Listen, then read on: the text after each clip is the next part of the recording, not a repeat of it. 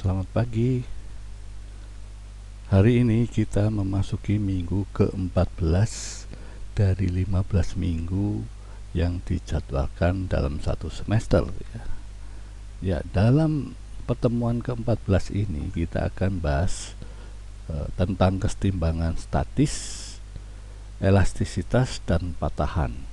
Untuk hari ini kita bahas bab 9 ini yang bagian pertama. Nanti kita lanjutkan bab 9 bagian kedua minggu depan ya, pertemuan terakhir minggu depan. Jadi bab 9 itu kita bagi dua, yaitu hari ini bagian pertama ada 4 pembahasan dan minggu depan 3 pembahasan terakhir, terus ditambah dengan gelombang ya. Hari ini kita tanggal 2 Desember 2020. Kita akan bahas bab 9 ini. Hari ini 4 sub bahasan. Yang pertama adalah kondisi kesetimbangan, yang kedua bagaimana menyelesaikan masalah statis ya, yaitu benda yang tidak bergerak atau diam ya. Aplikasi dari kesetimbangan ini juga digunakan di otot dan sendi manusia ya. Dan yang keempat,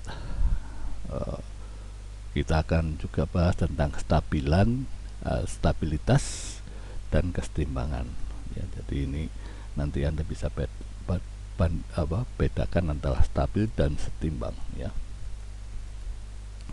Yang pertama, kondisi setimbang atau kesetimbangan. Tentu Anda masih ingat di dalam belajar mekanika dinamika yang di awal pertama kali akan dibahas tentang hukum Newton ya. Hukum Newton yang pertama, kalau Anda masih ingat, adalah bagaimana benda itu berada dalam kondisi diam atau statis, atau dia bergerak dengan tanpa ada percepatan ya, tentu saja. Ya, itu yang dinamakan hukum pertama Newton tentang benda dalam keadaan inersia atau kelembaman, di mana kita tahu bahwa hukum pertama Newton itu adalah jumlah gaya yang berada di benda itu nilainya sama dengan 0 ya.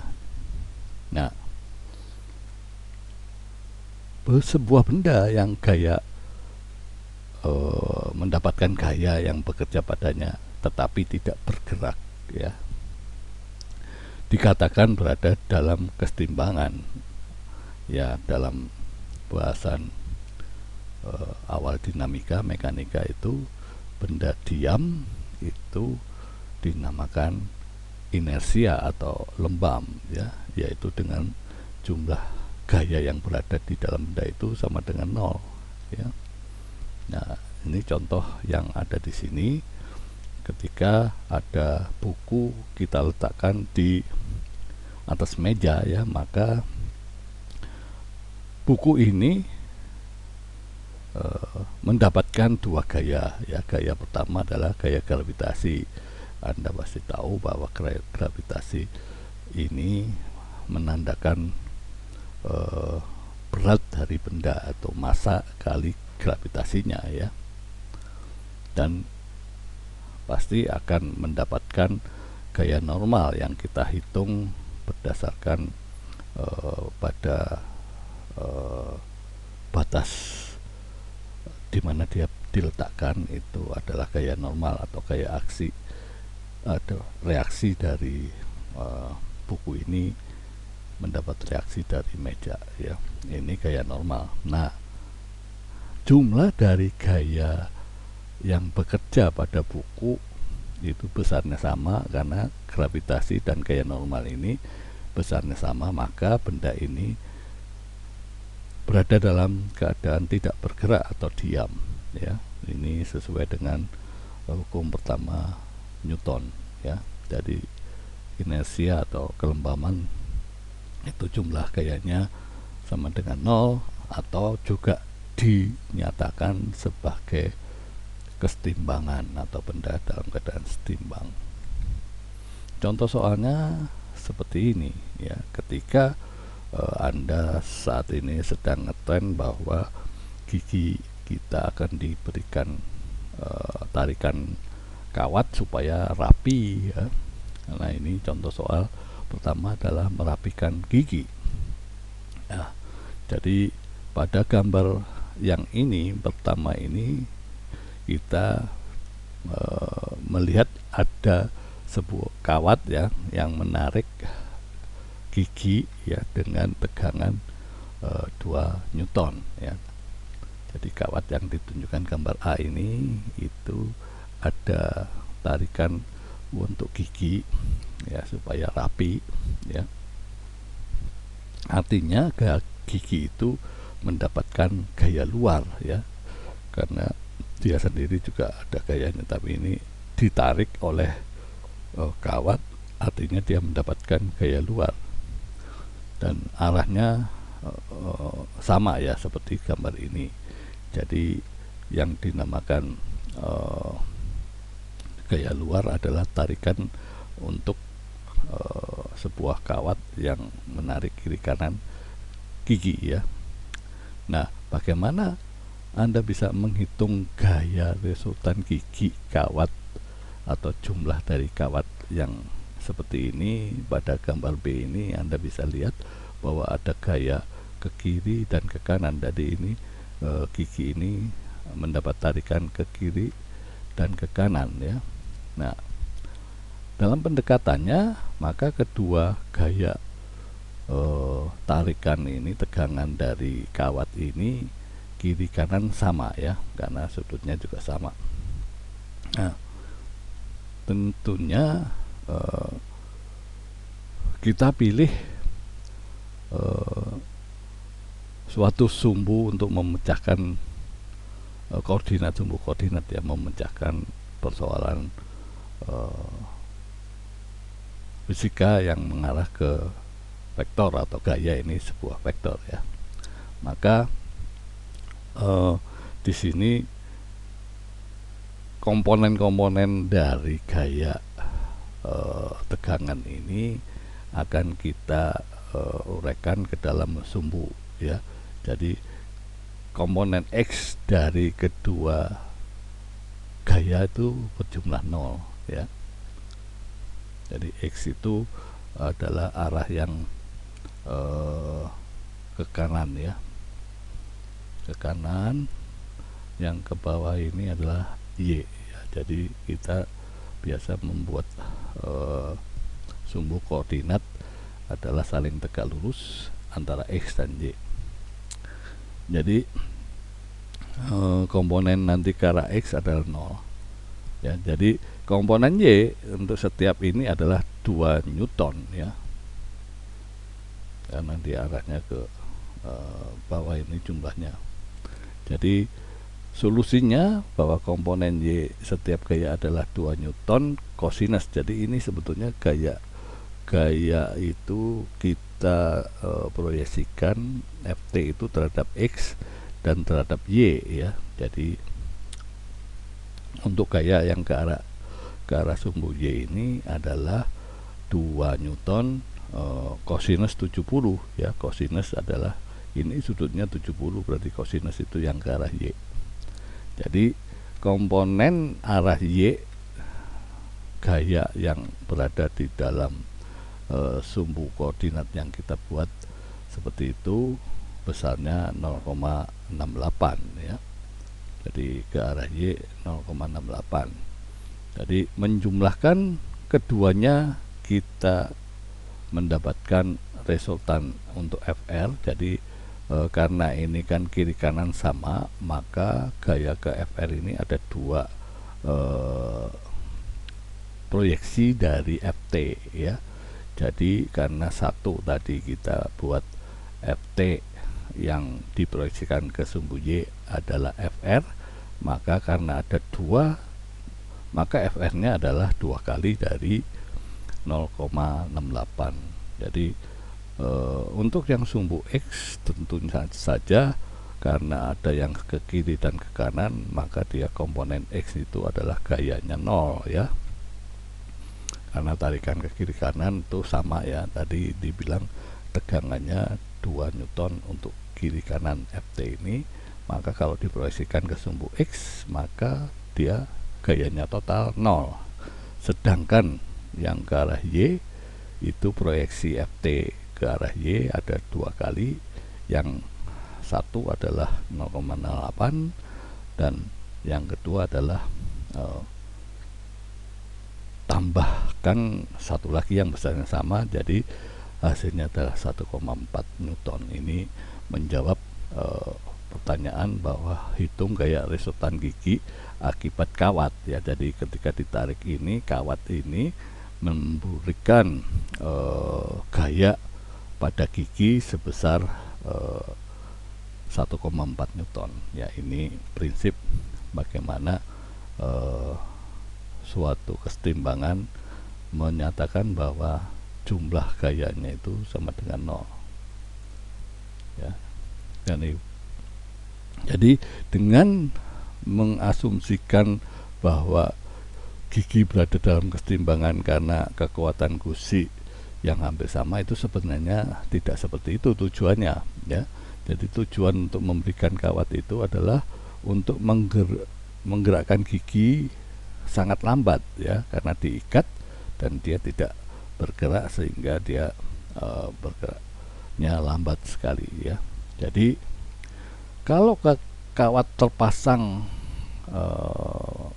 tidak sama kekuatannya ya, kalau tegangan kanan itu lebih kuat maka resultan akan mengarah ke arah kanan ya, tidak ke arah sumbu Y murni, tapi ketarik oleh gaya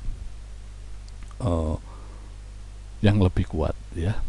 Jadi ini pemahaman tentang kesetimbangan ketika ada tarikan gigi dengan kawat supaya menerapikan giginya ya. Ini prinsip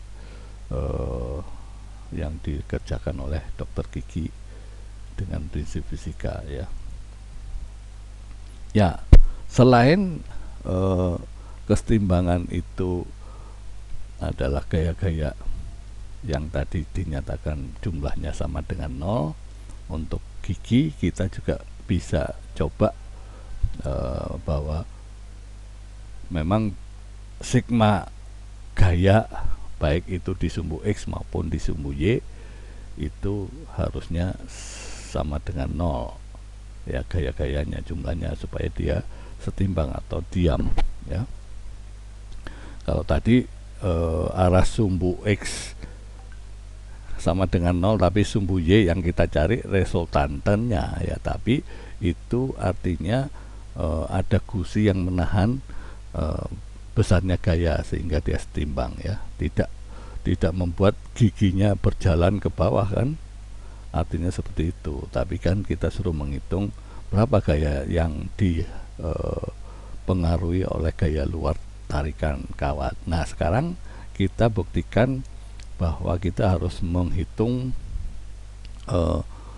semua gaya jumlah ke arah X dan ke arah Y itu adalah 0 ya. Jadi ini kondisi yang setimbang bahwa gaya-gaya setiap koordinat dijumlahkan jumlahnya 0 ya. Ketika kita akan memasang lampu ini ya dengan tali bercabang seperti ini ya, jadi ada tali yang mengarah ke menahan lampu. Nah lampu ini ditahan juga oleh tali yang dinding sebelah kanan, dan yang tali satu lagi diarahkan ke atas. Jadi dia itu tidak berada di atap di sini ya, tapi dia menumpu pada 2 buah tali yang seperti ini, membuat diagram bebas gayanya dari sistem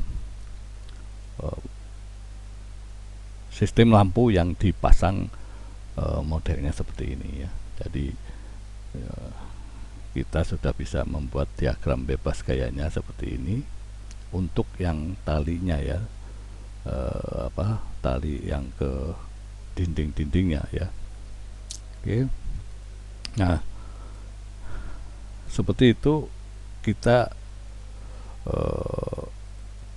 akan selesaikan ya dengan gambar yang sama tadi ya, bahwa diketahui dua tegangan tali A dan B ya, yang arah menopang lampu yang digantungkan vertikal ya, dengan massa lampunya adalah 200 kilo ya. Ya, kita diminta untuk tidak perlu menghitung massa tali ya, atau talinya di abaikan masanya. Nah, pendekatannya kita membutuhkan diagram bebas gaya yang tadi sudah kita lihat untuk diagram bebas tali yang ke arah dinding ya. Jadi dari sini diagram bebas untuk pendekatan ini tentu saja objeknya adalah objek Nah, ini diagram bebas semuanya seharusnya ya, tapi ketika kita memilih sistemnya itu hanya lampu ya, tali yang menopang harus menggunakan gaya yang sama ya, yang ditopang adalah yang tali yang menggantung saja ya. Jadi di sini hanya tali sini, tentu saja kita fokusnya hanya pada lampu, sedangkan untuk tali yang A dan B yang ke arah dinding atas dan dinding samping ini tidak diikut sertakan ya, kalau kita hanya fokus di lampu. Jadi maka itu pendekatannya kita harus tetapkan objek yang mana yang kita pilih ya. Kalau kita hanya lampu, maka ini dan tali A dan tali B tidak terhitung. Jadi kita fokusnya adalah di percabangan sini ya. Jadi kita harus pandai-pandai mencari objek di mana kita bisa akan mudah menghitung apa yang diminta ya. Kan di sini disuruh menghitung gaya A atau tali A dan tali B yang sistemnya seperti ini ya. Jadi kita harus memilih objek yang mana ya.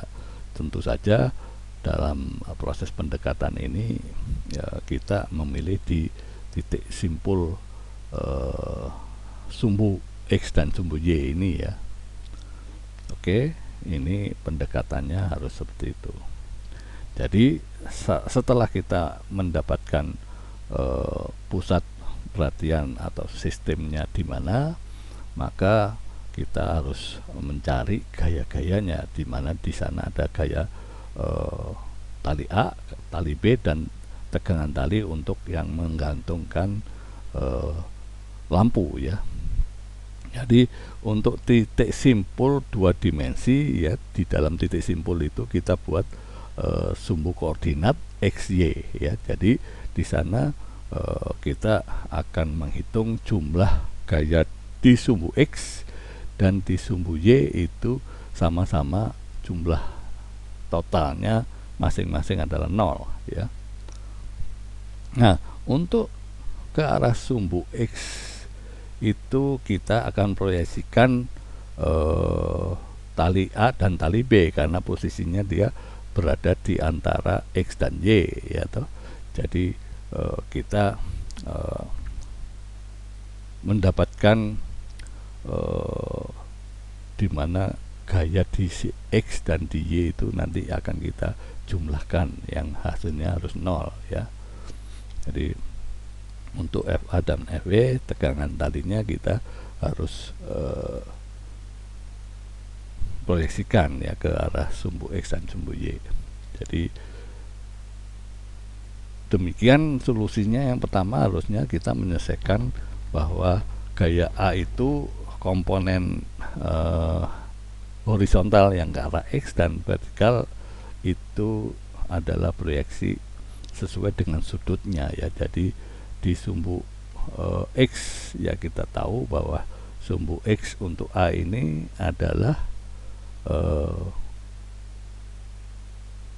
gaya yang mengarah ke kiri dari sumbu X yang positif ya. Jadi ke kiri artinya fx AX itu adalah negatif ya. Jadi seperti itu. Jadi FAX itu adalah proyeksi dari FA ke sumbu X adalah FA kosinus 60, tapi posisinya ke kiri, tandanya minus ya.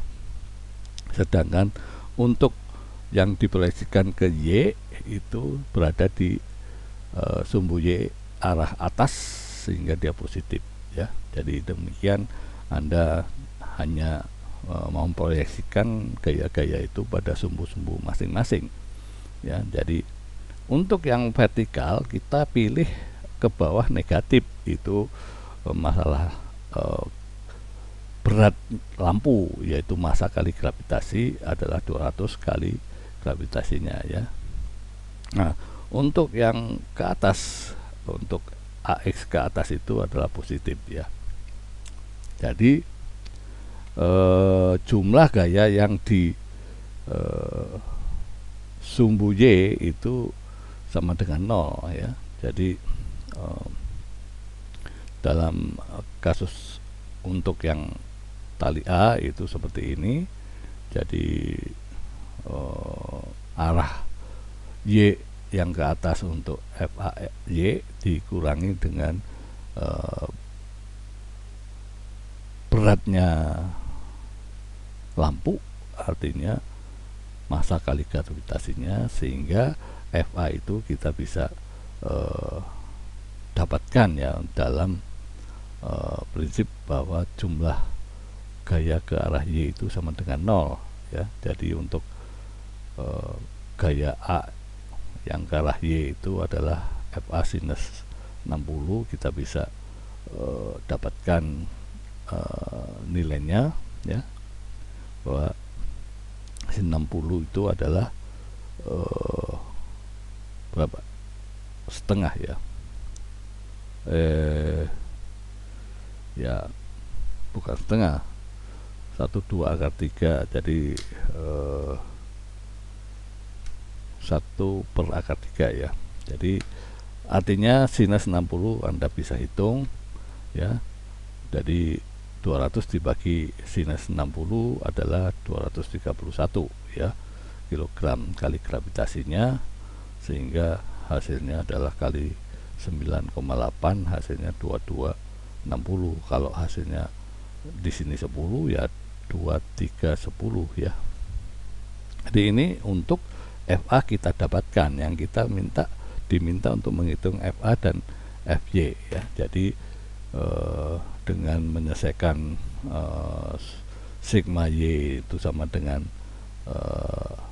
0 ya, maka untuk FB, karena FB itu arahnya di sumbu Y karena dia berada tepat di sumbu Y ya, di sini ya, di sumbu X ya, FB nya. Jadi yang mengandung Y hanya FA saja, sehingga Anda bisa lihat bahwa pertama kita dapatkan adalah FA nya kita peroleh dengan menjumlahkan gaya yang di arah sumbu X, sumbu Y itu sama dengan 0. Nah untuk FB nya, karena FB itu berada di sumbu X, FB nya adalah sumbu X positif, sedangkan proyeksi FA ke sumbu X adalah negatif. Jadi jumlah gaya di sumbu X ini adalah FB ditambah dikurangi ya, dikurangi dengan FA kosinus 60 sama dengan 0 ya. Jadi jumlah gayanya untuk yang FA itu arah sumbu X ya. Jadi karena FA nya kita sudah dapatkan 200 mana ya tadi, 231 kilo ya. kali gravitasinya. Jadi dalam hal ini FA dikalikan dengan kosinus 60, FB nya belum tahu ya, ini sama dengan 0, jadi FB sama dengan FA kosinus 60 kan. Jadi seperti itu, cos 60 adalah setengah ya. Jadi dengan demikian kita peroleh FB nya dalam jumlah untuk dalam kilogram adalah 115, sedangkan dalam Newton harus kita kalikan gravitasinya ya. Dengan demikian untuk menentukan kuat tali yang harus digunakan dalam hal ini harus menopang 230 kg lampu ya. Nah, Anda harus menyediakan tali yang mempunyai gaya, mendapatkan gaya sebesar 115 kg kali gravitasi. Nah, karena Anda lebih familiar ya dalam hal gaya itu dalam kilogram, seperti massa dari lampu adalah 230 kg, maka gaya tali yang ke arah kiri tadi adalah 231, untuk yang ke arah kanan 215 kilo ya. Jadi dalam hal ini Anda lebih familiar bahwa gaya itu adalah 115 dikalikan dengan G ya, dibanding nilainya 1130 Newton ya. Jadi bagi orang yang tidak belajar fisika langsung, memang lebih cepat memahaminya dalam satuan kilogram ya. Nah ya, memang seharusnya Anda sudah biasa dengan gaya itu satuannya Newton, tapi kalau memang tidak menyenangkan dengan kesatuan Newton ya, ini karena yang mudah lebih dikenal itu adalah besaran kilogram ya, tapi harus Anda kalikan dengan gravitasi karena di sini adalah gaya ya. Jadi pemahamannya seperti itu ya. Oke. Nah, yang tadi kita menyatakan bahwa setimbang itu jumlah gaya yang bekerja pada benda itu tidak menghasilkan nilai, artinya jumlah gayanya 0. Nah, yang kedua, di dalam membahas kondisi setimbang itu selain tadi jumlah gaya tidak 0 sama dengan 0, ini tidak ada torsi, artinya tidak ada pemutaran benda akibat adanya gaya ya. Jadi artinya torsi itu adalah di mana kita harus tahu sumbu putar di mana. Jadi kalau ada gaya yang tidak sama, maka dia akan bergerak ke arah yang gaya yang besar ya. Kalau gayanya yang sama seperti ini ya, bendanya akan diam. Jadi torsinya tidak ada, ataunya T itu sama dengan F kalikan jarak antara sumbu putar terhadap gaya ya. Itu tidak ada, atau artinya taunya atau torsinya itu nilainya 0 ya. Jadi seperti itu dinyatakan kondisi setimbang.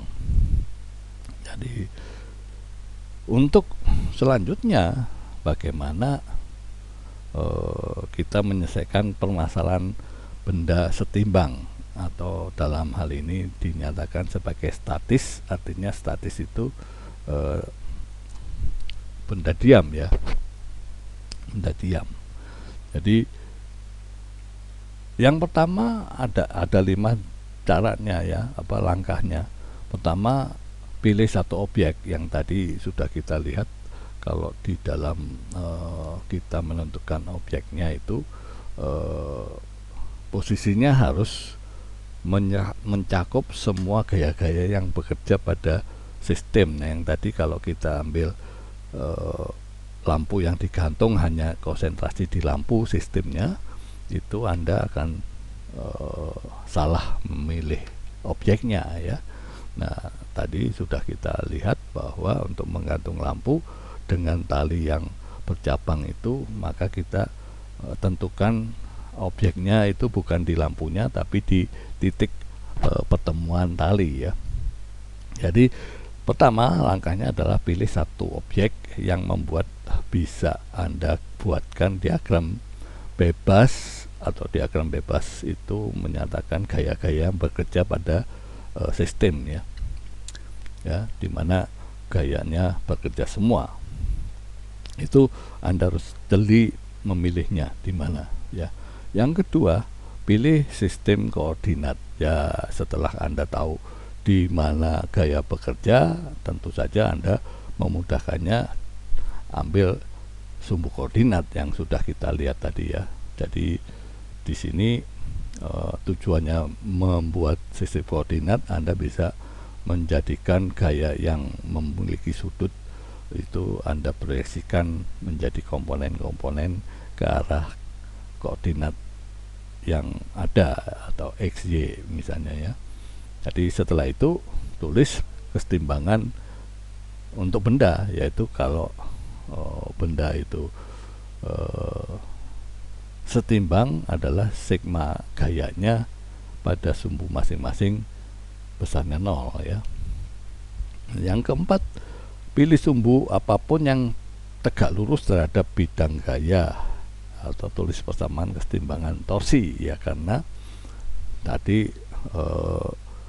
selain sigma gaya sama dengan 0, maka untuk torsi pun juga harus sama dengan 0. Kesetimbangan itu artinya torsi itu adalah besarnya gaya kali lengan gayanya, yaitu jari-jari ya, bukan jari-jari, jarak antara gaya dengan porosnya atau sumbu putarnya ya. Nah, yang kelima tentu saja setelah langkah keempat, Anda secara matematik Anda kerjakan atau selesaikan apa yang sudah Anda susun persamaan kesetimbangan tadi ya. Jadi contoh soalnya seperti ini, yaitu ketika ada anak main jungkat-jungkit atau ayunan ya, ayunan yang papan itu, dimana diketahui masa papannya 4 kg. Jadi ini modelnya seperti ini, ada papan, terus ada penumpu atau poros atau sumbu putarnya di sini ya. Dia bisa bergerak akibat adanya gaya yang bekerja dengan gayanya masing-masing ya. Nah, di sini dinyatakan bahwa masa dari papan itu 4 kilo ya. Nah, ada 2 anak yang masanya berbeda ya, yang laki-laki 30, yang perempuan 25. Nah, anak laki-laki itu duduk sejauh 2,5 meter dari sumbu putar atau porosnya ya. Jadi di sini diketahui masa anak laki-lakinya 30 berada di 2,5 titik pivot atau poros atau sumbu putar ya. Nah, berapakah jarak anak perempuan ini ya, berada di sumbu putar ini, X ini ya, ketika posisinya setimbang ya. Jadi dimana kita meletakkan atau meminta anak perempuan duduk sejauh mana supaya dia tidak ada yang berposisi berbeda tinggi ya. Jadi setimbang itu sama tingginya ya. Jadi seperti itu permintaan soalnya ya. Jadi bagaimana menyelesaikan ini? Ya pertama kita harus mengikuti langkah-langkah yang tadi. Pertama adalah membuat sistem di mana keseluruhan gaya yang ada di dalam sistem jungkat-jungkit ini harus terwakili semua ya. Jadi yang pertama mencari membuat diagram bebas, artinya sistemnya kita harus cari objeknya di mana. Nah, kita dalam hal ini memilih objek itu adalah papan ya, karena dia papan itu dia horizontal, sehingga kita bisa membuat diagram gaya itu pada posisi di horizontal papan ya. Jadi sistem kita pilih papan ya. Nah, gaya yang bekerja di papan adalah gaya yang diberikan ke bawah pada setiap anak ya. Dan untuk gaya ke atasnya diberikan oleh di pivot itu ada gaya normal ya. Jadi sini Anda perhatikan, di sini ada gaya anak ya, dua-duanya adalah ke bawah ya, karena dia mempunyai berat ya. Sedangkan papan ini akan mengarah ke mendapatkan normalnya ke atas ya. Jadi yang nilainya sama dengan gravitasi masanya atau beratnya papan ya. Jadi M kali G di tengah papan ya. Jadi ini awal kita lakukan langkah seperti ini. Sistem koordinat ya, kita sudah tahu bahwa posisinya X itu adalah papan dan akan ada sumbu Y yang arahnya ke bawah dan ke atas ya. Oke. Persamaan gaya ya, jadi sigma gaya yang di Y harus sama dengan 0, artinya di sana gaya normal dikurangi gaya beratnya papan, itu Anda bisa cancel ya, ini MG dengan normal ini. Sedangkan beratnya anak di laki-laki dan anak perempuan itu mengarah ke bawah sehingga dia negatif. Yang ke atas hanya gaya normal ya. Nah, ini bisa Anda hilangkan karena sama Fn dengan Mg nya ya. Jadi dengan demikian untuk jumlah gaya ke arah Y sama dengan 0 ya. Ini yang pertama, supaya setimbang itu sistem semua gaya ya. Kalau Anda perhatikan yang ke arah X itu ke arah X adalah enggak ada ya. Jadi di sini hanya ke arah Y, karena kan semuanya tegak lurus pada sumbu X. Jadi sumbu X itu gayanya tidak ada 0, jadi hanya di sumbu Y.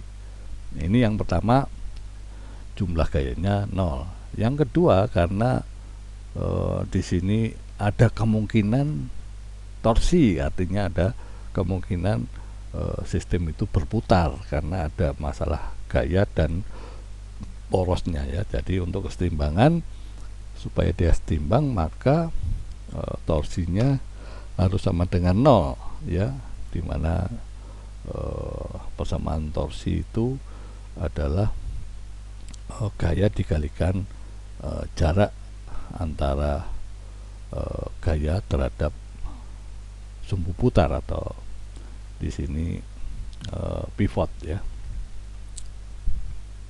Jadi dengan demikian untuk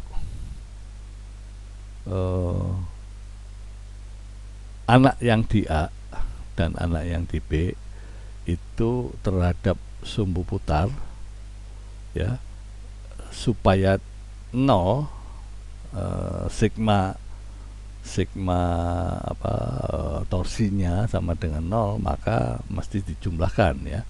Jadi di sini adalah FA dikalikan sumbu ini dijumlahkan dengan X kalikan ini, itu sama dengan 0. Itu untuk mengarah ke jumlah gaya, jumlah torsi sama dengan 0. Jadi dengan demikian ya, jumlah torsi itu ya di sini ada gaya yang bekerja itu semuanya Anda hitung ya, tapi nanti akan dihilangkan. Kenapa ya? Jadi posisi gaya itu ada 4 ya, ada 4 di sini ya, gaya normal, gaya anak laki-laki, gaya anak perempuan, gaya dari berat papan ya. Jadi di sini jumlah gaya sumbu Y sama dengan 0, tapi gaya ini juga akan mempengaruhi torsinya atau kemungkinan dia benda berputar ya, tapi dia berada pada jarak berapa dari sumbu putarnya atau pivotnya di sini ya. Jadi tetap Anda gunakan gayanya berapa ya, sigma gaya sigma torsi itu adalah gaya kali jarak terhadap sumbu putar ya. Nah, untuk A itu kita diketahui jaraknya terhadap sumbu putar atau pivot itu adalah 2,5 meter ya. Berarti ini dikalikan ini adalah torsi untuk anak A atau anak laki-laki. Nah, sekarang di mana anak perempuan yang jaraknya kita belum tahu ya, X ini, karena tadi kan kita diminta berapa jarak antara anak perempuan duduk berposisi pada ke arah sumbu putar atau pivotnya. Jadi kita nyatakan X ya.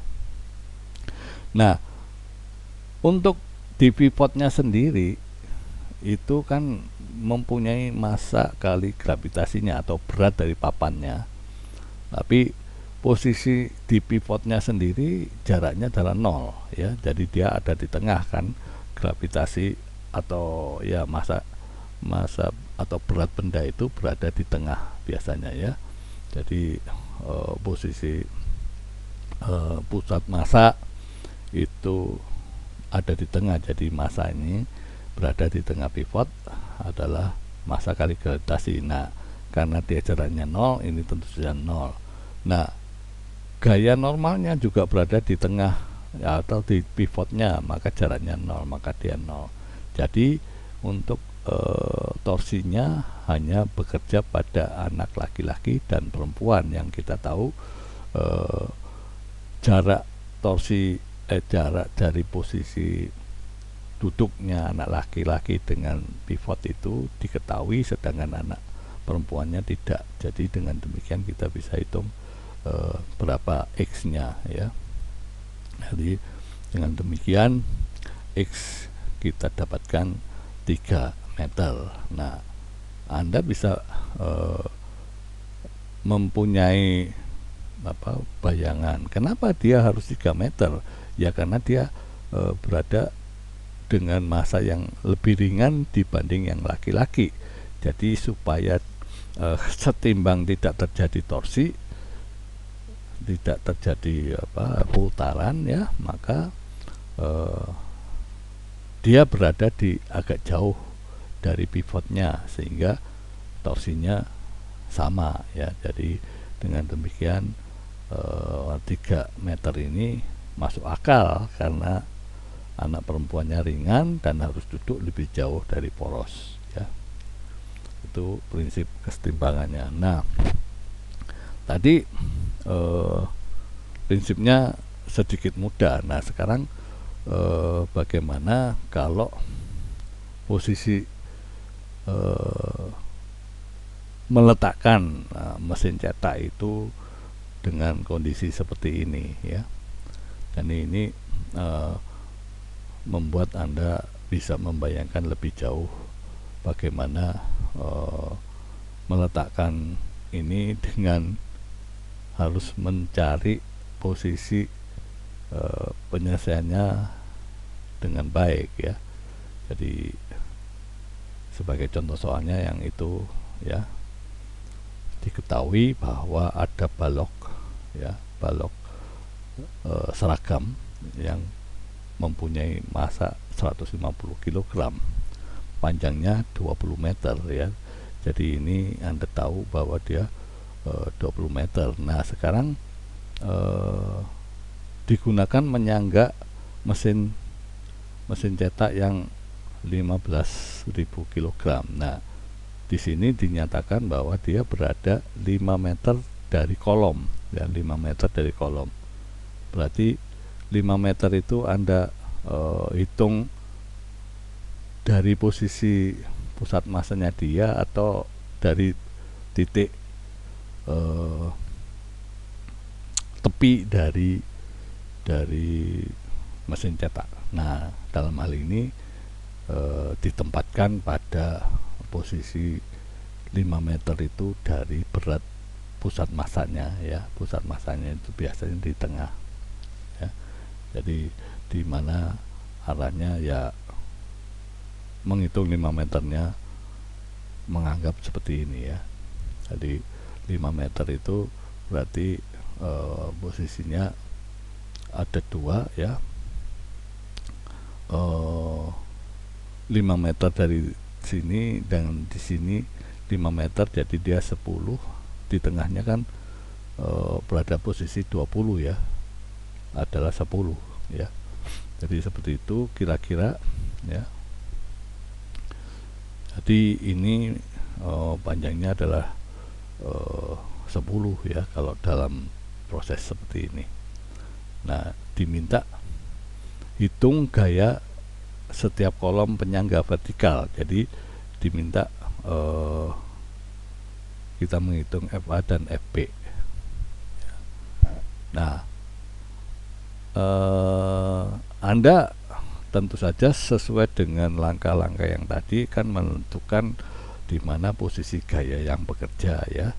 Jadi pendekatannya kan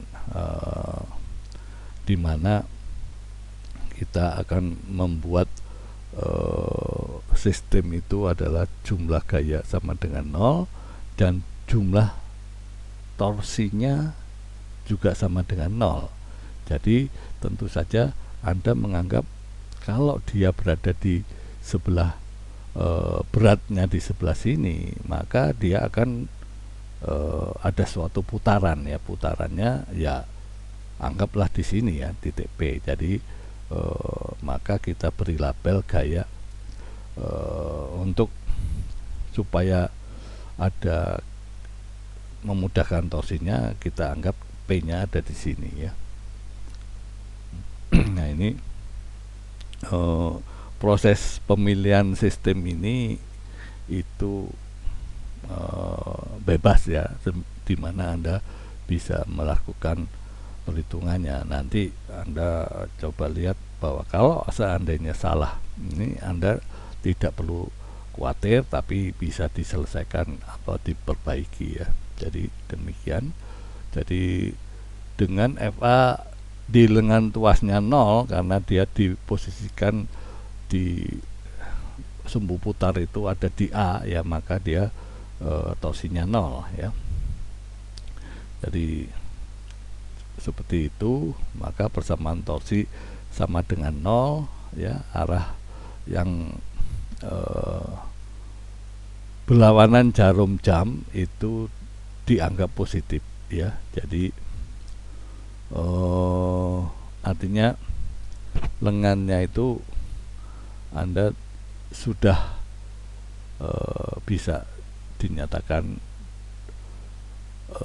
positif dan negatifnya di mana ya. Jadi ketika kita sudah menggambarkan diagram bebas gayanya, bahwa tumpuan ke atas di posisi P ini adalah gaya A dan di sini adalah gaya B, posisi pusat gravitasi dari balok atau pusat massa balok di sini, pusat massa dari mesin cetak adalah di sini ya.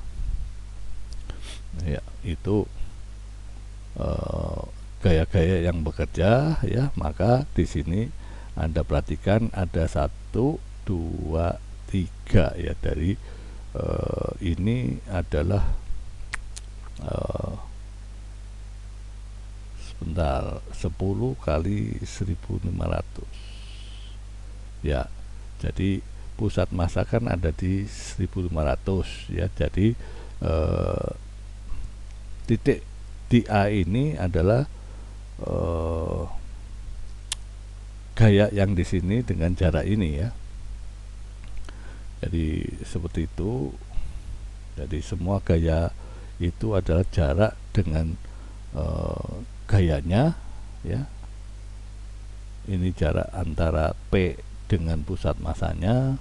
Ini jarak 15 dengan pusat massa mesin ya, dan 20 dengan gaya yang di B. Yang kita diminta adalah gaya di B dan gaya di A ya, tapi di A nya ini nanti kita anggap sebagai 0 karena dia momennya berada di tuas atau X nya sama dengan 0 dikalikan FA sama dengan 0. Jadi FB kita bisa dapatkan bahwa sigma gayanya sama dengan 0, FB nya kita dapatkan ya.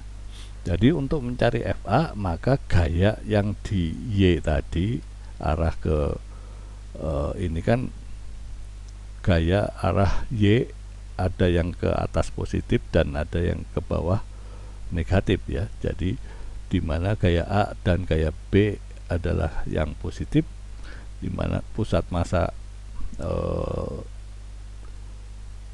dari papannya sendiri dan dari mesinnya sendiri adalah yang ke bawah atau negatif ya.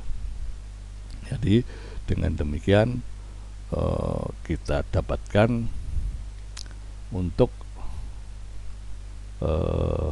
gayanya di A ini maka sama dengan 0, maka ya di sini FA nya sendiri yang kita diminta ini adalah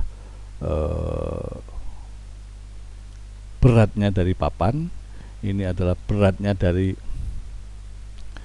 mesin cetaknya, dimana dia adalah gayanya ke bawah sehingga tandanya minus ya dua-duanya. Untuk FB nya arahnya ke atas sehingga ini dijumlahkan. Jadi dengan demikian kita bisa menghitung FA itu sama dengan 44 kali 100 Newton, 44.100 Newton ya.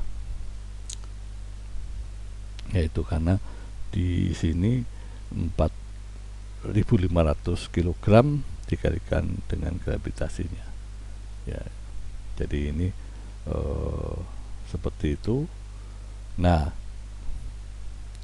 kalau gaya solusi Anda nilainya negatif ya, seperti ini Anda menghitungnya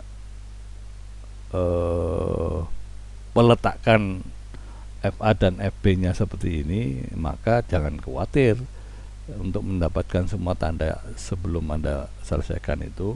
Anda berarti ada yang arah yang berlawanan ya. Jadi kita bisa selesaikan kesalahannya nantinya ya. Nah, persoalan berikutnya adalah ketika kita memasang tempat reklame seperti ini ya, yang bertumpu pada kayu ini, dan untuk supaya tidak terbebani pada kayu ini, maka ada penyangga tali yang seperti ini. Karena kalau tidak, gaya yang berada pada kayu yang sepanjang gantungan dari reklame ini, itu membuat kayunya itu akan doyong atau menekuk ya, sehingga kita memerlukan tali untuk menyangga supaya dia tidak terlalu mendapatkan beban gaya sehingga dia akan berputar ya. Oke. Nah, ini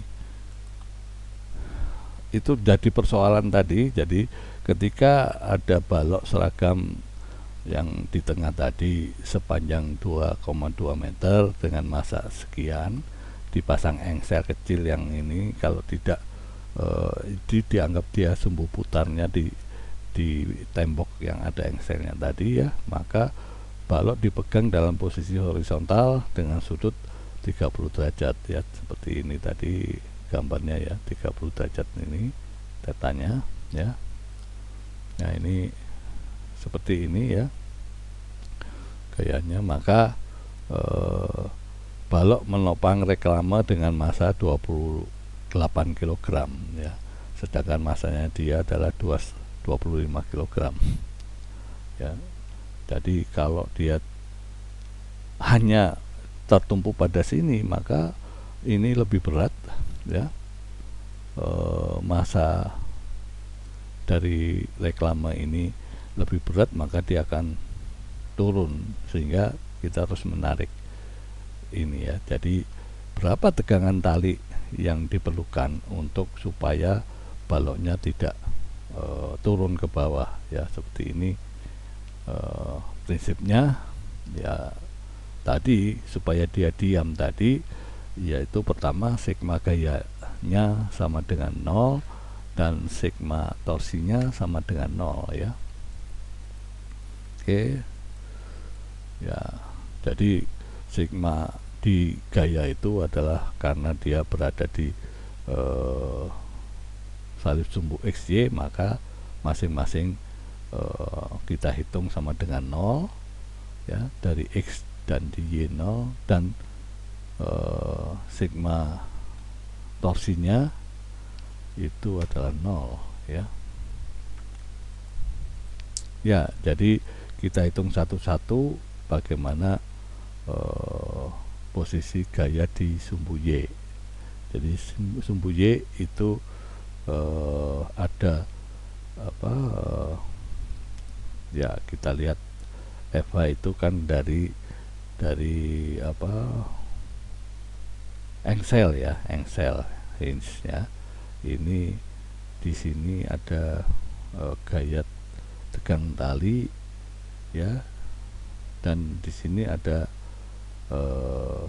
beban dari reklame ya.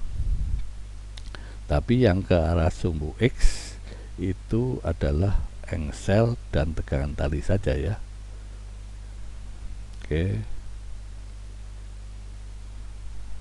Sumbu Y itu ada selain tegangan tali dan engsel, ada juga massa papan dan massa reklame ya.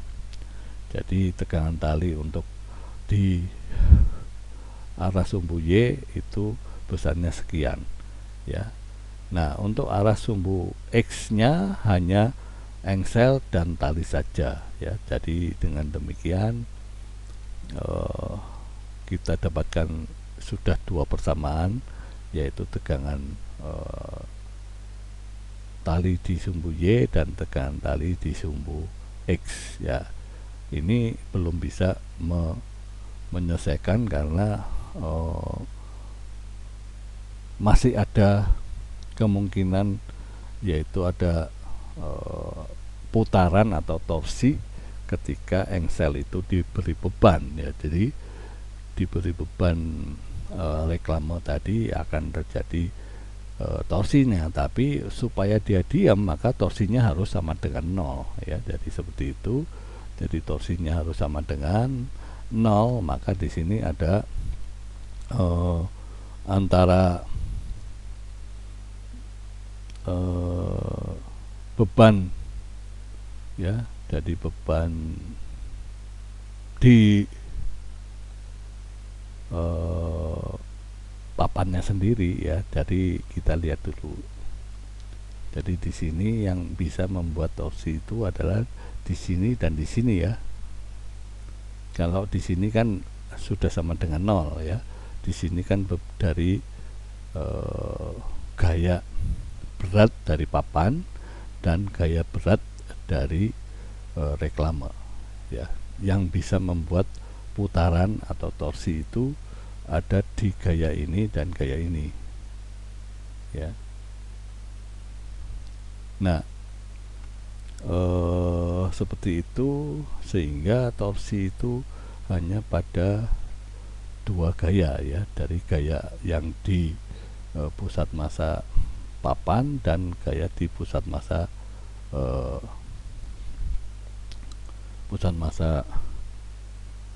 reklame, ya. Jadi dengan demikian gaya yang berada di reklame itu kita bisa dapatkan dan kita masukkan ke dalam persamaan dua tadi, sehingga kita dapatkan nanti adalah FTX, ya. FTY nya sudah seperti ini, FTX dulu, maka FTY kita bisa hitung dengan menggunakan Pythagoras, yaitu untuk totalnya itu adalah Pythagoras, ya. X dan Y kita kuadratkan dan diakarkan sehingga seperti itu, ya. Oke. Nah, saya kira nggak tahu susah. Nah, soal yang telah untuk kesetimbangan ini, contoh soal yang lain adalah bagaimana meletakkan tangga seperti ini, ya. Tadi tangga dengan suatu kemiringan tertentu, dia menempati ketinggian dinding adalah 4 meter, ya. Ini panjang dari tangga itu adalah 5 meter, bersandar pada dinding 4 meter, ya. Nah, massa dari tangga ini diketahui 12 kilo, ya. Tentukan gaya yang diberikan pada tangga oleh lantai dan dinding. Jadi kita diminta menghitung gaya tangga pada dinding adalah Fw, sedangkan tangga dengan lantai adalah Fc, ya. Seperti itu. Jadi kita harus gambar diagram bebasnya di mana letak gaya-gaya yang bekerja pada tangga, kita harus gambarkan, ya. Jadi seperti itu penggambarannya tadi. Maka dengan demikian di sini karena dia tidak ada sumbu putar, maka dia hanya kita hitung jumlah gaya di sumbu X dan sumbu Y itu sama dengan 0 supaya dia diam, ya. Jadi dengan demikian kita bisa selesaikan persoalannya. Oke.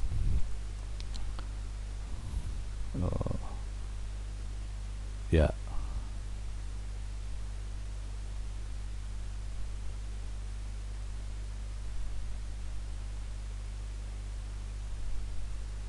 Oh, ya, saya salah tadi.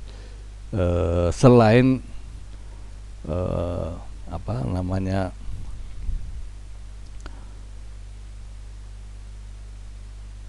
jumlah gayanya masing-masing di sumbunya res 0, termasuk juga torsinya, karena torsinya ini bisa saja dia membuat dia bergerak karena jarak putarnya bisa saja kita anggap jaraknya berapa, ya. Jadi mungkin di sumbu putarnya di sini karena dia bisa roboh ke atas sana. Nah, supaya dia diam maka dia harus berada di dalam kesetimbangan torsinya, ya. Jadi jumlah torsinya harus juga sama dengan 0, ya. Dengan demikian kita bisa selesaikan karena dalam jumlah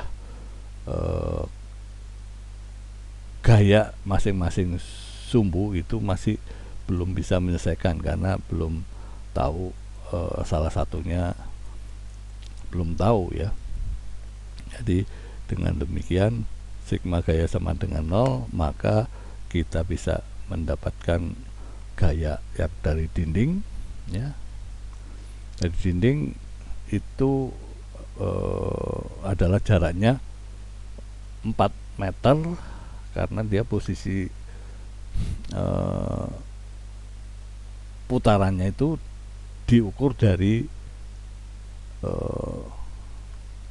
kita lihat ya. Nah, diukur dari bahwa 4 meter itu posisi putarnya di sini ya. Jadi gaya ini bisa memutar dengan sumbu putar di sini. Nah, sedangkan yang di bawah sini gaya ini berada di kita bisa hitung ya. Di sini kan ada 5 ya. Tangganya kan 5. Tingginya dinding 4, maka di sini adalah 25 dikurangi 16 tinggal 9, berarti di sini adalah 3 meter ya. Jadi posisi putarnya ada di sini ya. Jadi gaya ini akan memutar, kemungkinan bisa memutar ya, sehingga supaya setimbang dia itu jumlahnya 0 ya, harus tidak boleh ada nilainya, sehingga kita bisa hitung berapa gaya yang dari dinding ya. Oke.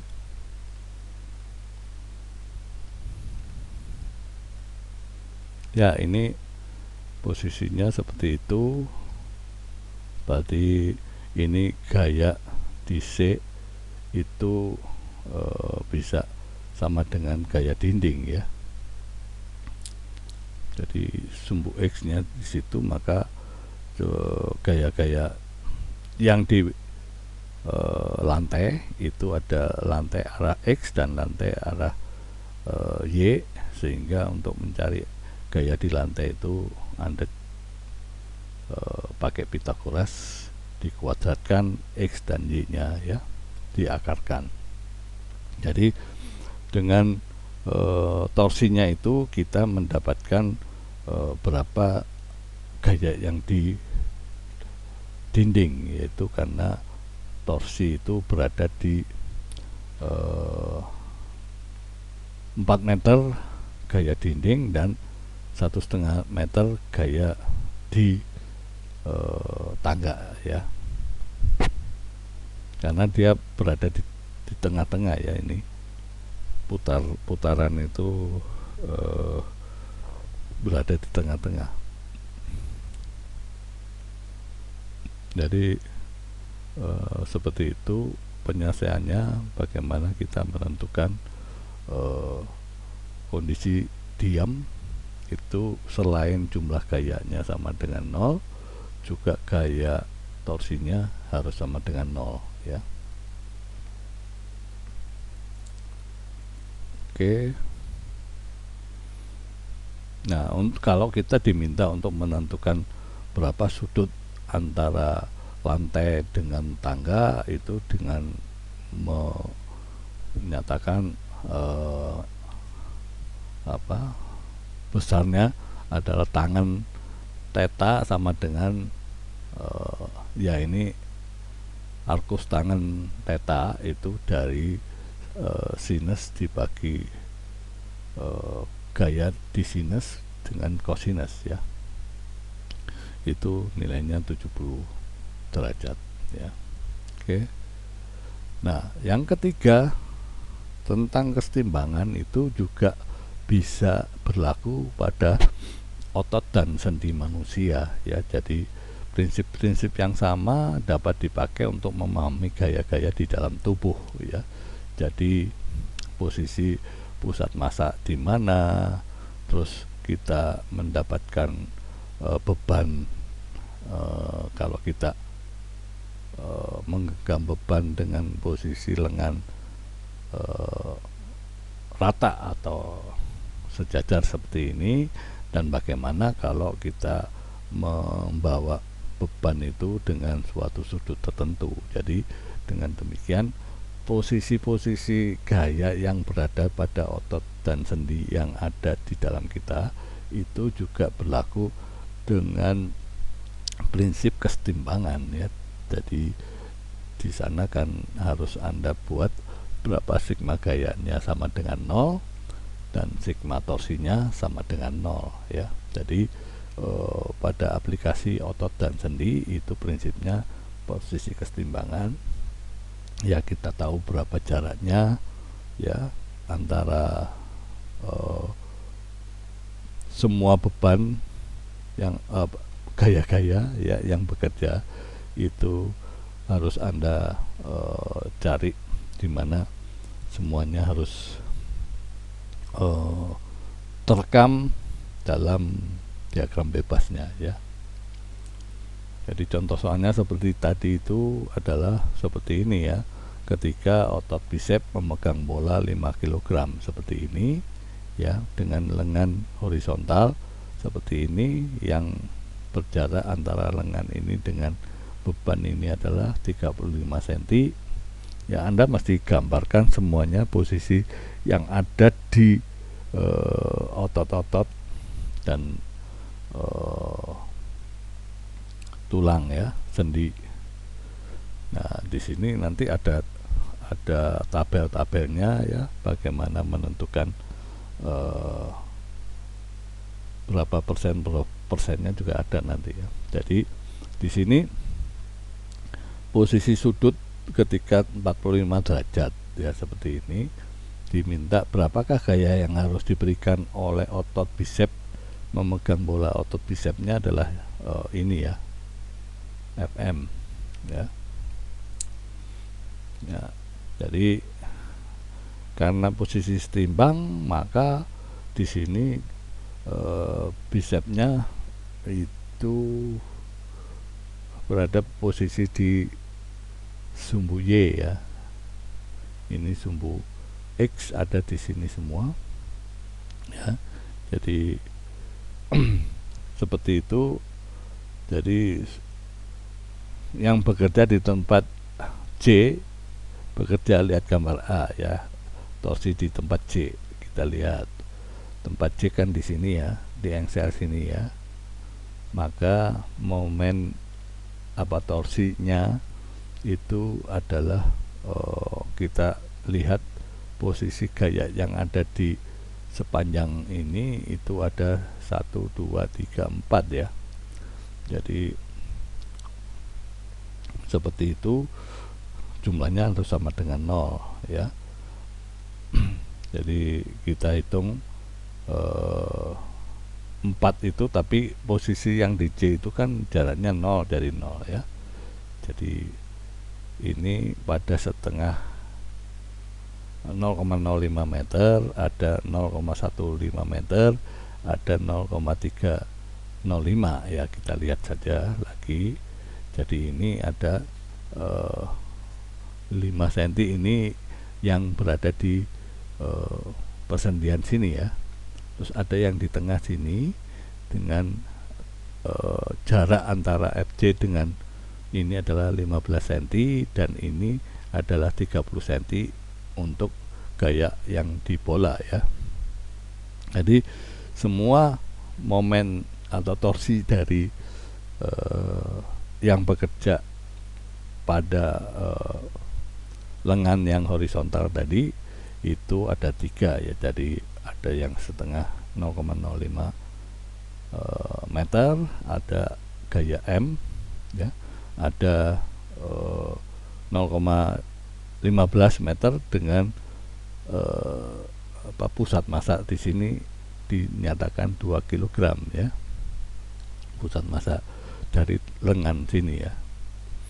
Itu seperti itu. Maka sigma torsinya 0, maka persamaan ini untuk mendapatkan gaya dm ya. Gaya dm 400 meter Newton ya. Yang kita diminta adalah gaya di sini ya, gaya dm. Oke. Jadi gaya yang di M itu di otot bisep ya, udah langsung dapat dengan seperti itu. Nah, pada saat sudutnya 45 derajat, hasilnya sama dengan FM ya. Jadi posisinya sama, tapi ya, gaya yang diberikan persendian bisa besar dan bahkan menyakitkan dan melukai. Dengan demikian sigma gaya di Y itu sama dengan 0 ya. Jadi di sini gaya yang dibutuhkan untuk otot 400 Newton itu cukup besar ya.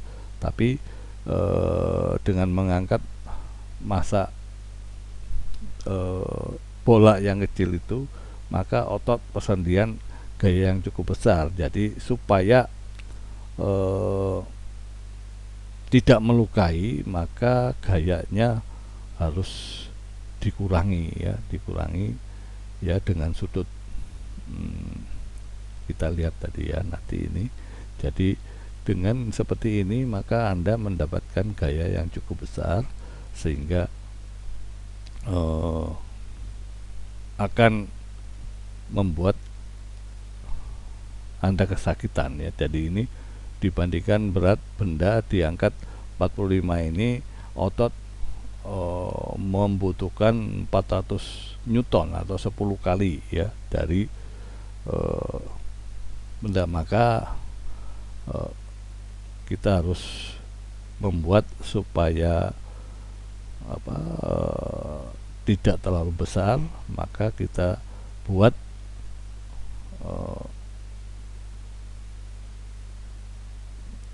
gaya yang di Y itu akan berkurang ya. Jadi dengan sudut 45 itu membuat torsinya sama tapi gayanya berkurang ya. Nah, dengan demikian kita juga bisa melakukan prinsip membuat sudut itu akan membuat ringan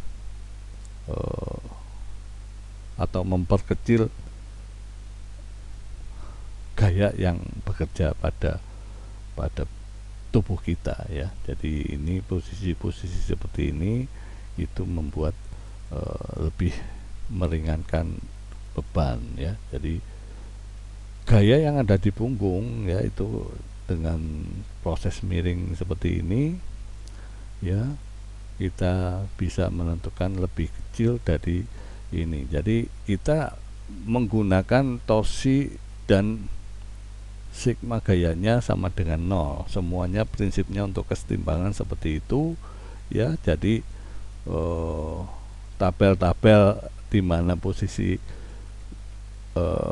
tulang dan sendi itu ada di tabel ya, nanti di minggu depan ada ya. Tapi ini masih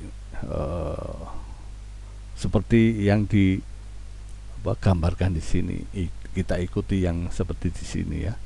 Jadi gaya di punggung ini berdasarkan geometri yang digambarkan ini ya. Tidak terlalu susah kalau Anda mempelajarinya.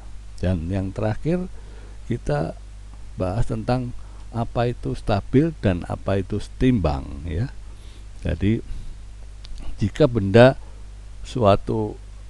gaya suatu benda sedemikian rupa cenderung mengembalikan ke posisi setimbang, benda dikatakan berada dalam kesetimbangan stabil ya. Jadi ketika kita mendapatkan posisi menggantung bola dengan tali ini posisi diam ya, ketika kita ambil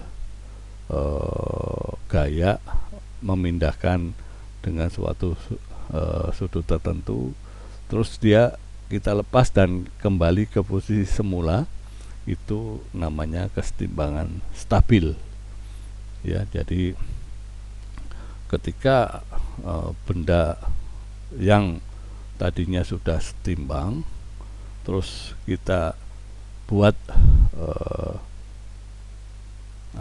gaya di mana benda itu posisinya berbeda dari awalnya, tapi ketika kita lepas maka dia kembali posisi semula, itu dinyatakan setimbang stabil ya.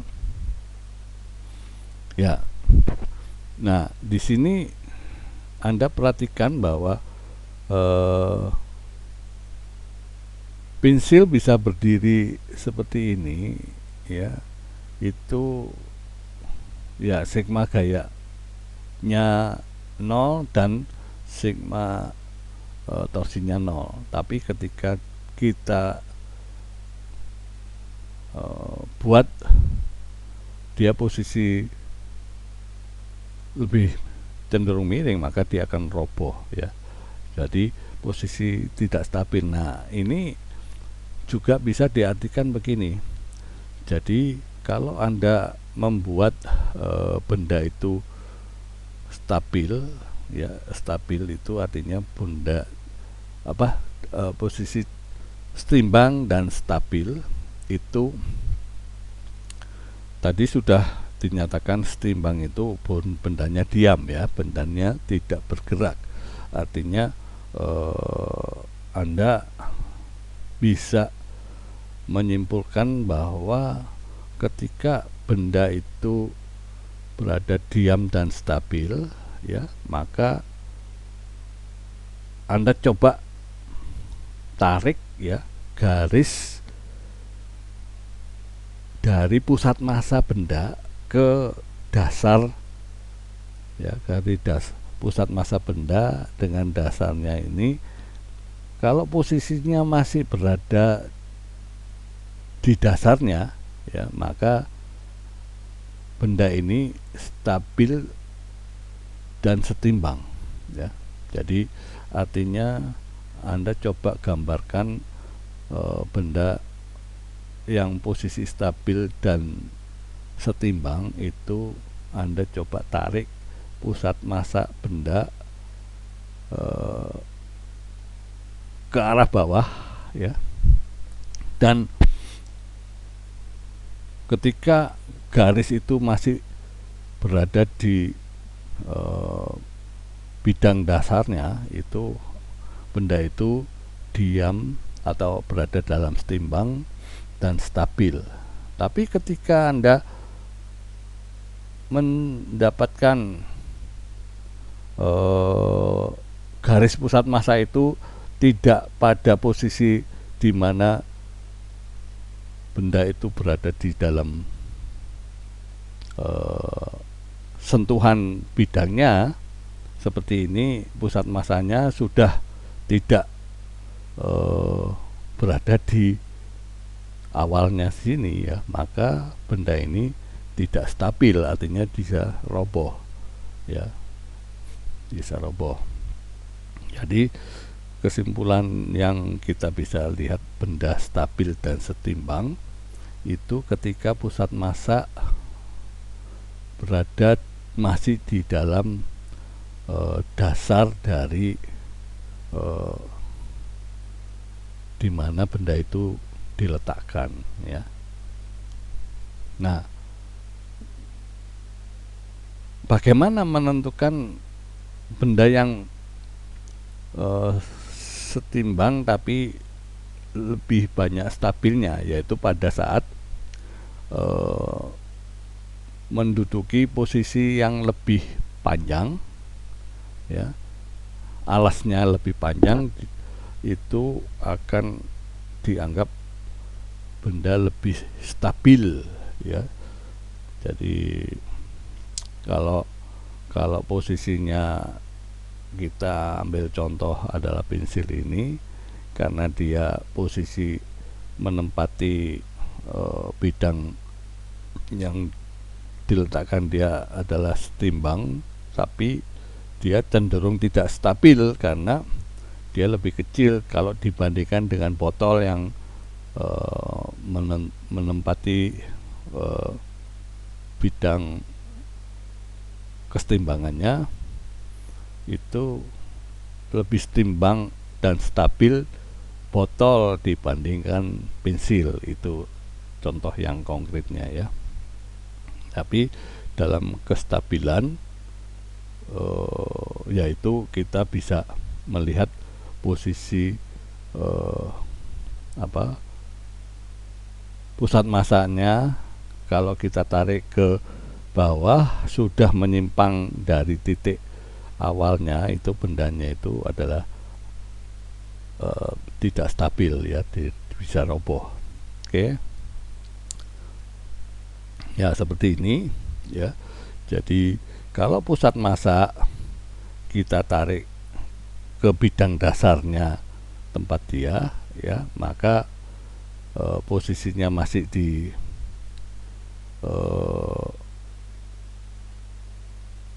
bidang dasarnya atau bidang alasnya, itu dianggap stabil dan setimbang, ya. Nah, maksudnya setimbang kan kita sudah tahu bahwa dia adalah diam, ya. Kalau stabil itu posisinya ya letak pusat masanya sudah tidak berada di garis ini. Nah, posisi yang kedua ini masih bisa mendarat kembali, ya. Mendarat kembali artinya kita lepas, ya, posisi ini, dia akan kembali ke titik semula. Jadi karena ini pusat gravitasi masih berada di bidang alasnya, ya. Ini maksudnya stabil itu dia akan kembali kalau kita lepas dari kemiringan ini, karena pusat gravitasinya masih jatuh di bidang dasarnya. Nah, kalau kita miringkan seperti ini, ya, dia sudah tidak berada di bidang dasarnya yang posisi setimbang tadi, yaitu akan jatuh miring, ya, karena dia di luar bidang di mana dia letaknya tadi, posisi setimbangnya sudah terlewati, ya. Jadi ini prinsip bagaimana stabil dan setimbang, ya. Nah, kalau dinamakan masih stabil itu begitu posisinya dilepas, maka dia masih kembali ke posisi setimbang, ya. Jadi itu diambil dari titik pusat gravitasi ini, ditarik ke bidang dasarnya, masih berada di daerah tempat dia tersentuh dengan bidangnya. Kalau ini pusat gravitasinya sudah melewati bidang yang di bawahnya tadi, ya. Jadi dia akan tidak stabil karena dia akan roboh ke sana, ya. Oke, jadi seperti itu menentukan kestabilan. Dan benda yang lebih stabil adalah benda yang memiliki bidang sentuh dengan luas yang lebih panjang daripada yang lebih pendek, yang tadi sudah kita contohkan pensil dengan gelas misalnya, atau dengan botol, maka botol itu lebih stabil, ya. Oke. Nah, coba Anda perhatikan bahwa ketika Anda menjinjing tas seperti ini, ya, maka Anda akan mengimbangi beban ini dengan Anda memiringkan tubuh, yaitu supaya Anda setimbang. Dan kalau Anda memanggul atau menggendong ransel ini, maka Anda nggak bisa berdiri tegak, karena dia ketika Anda berjalan tegak, Anda akan cedera, ya. Artinya membuat beban itu tertumpu pada bidang yang di dalam badan Anda mendapatkan gaya yang lebih besar. Jadi supaya orang membawa beban berat secara otomatis menyesuaikan postur tubuh pada pusat massa yang berada di alas kakinya, ya. Jadi kita seperti itu memahami tentang apa itu yang dinamakan kesetimbangan dan kestabilan, ya. Oke, hari ini kayaknya seperti sudah selesai dan Anda boleh latihan soal seperti ini. Semoga Anda lebih memahami. Sampai minggu depan pertemuan kita yang terakhir. Terima kasih.